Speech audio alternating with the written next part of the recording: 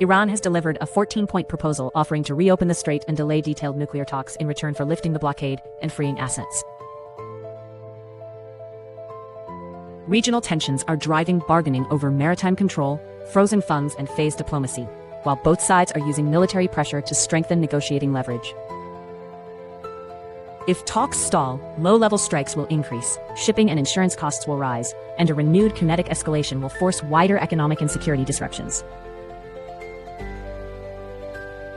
Israel has been carrying out air and drone strikes in southern Lebanon and areas south of Beirut, while Hezbollah has been firing explosive drones and rockets at Israeli forces and near Israeli towns.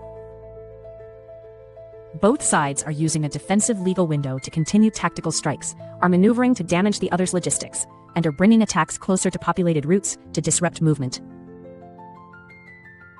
Daily exchanges will increase civilian casualties and displacement, will strain Lebanese hospitals, and will force diplomats to demand immediate on-the-ground enforcement measures or see the ceasefire. The U.S. Treasury has broadened sanctions on Iran's military-industrial suppliers, naming Chinese, Belarusian, and UAE actors linked to drone and missile supply chains. Washington is applying economic pressure to degrade Iran's weapons production, while pushing Beijing to choose between continuing energy ties and risk of U.S. secondary sanctions.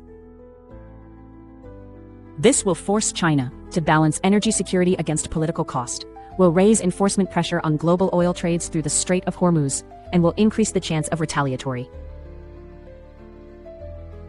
U.S. prosecutors have unsealed an indictment accusing Governor Ruben Rocha and 9 officials of colluding with the Sinaloa cartel to traffic massive quantities of drugs into the U.S. Washington is pressing criminal accountability by unsealing charges and seeking extraditions, while Morena is splitting between AMLO loyalists defending sovereignty and younger leaders demanding reform.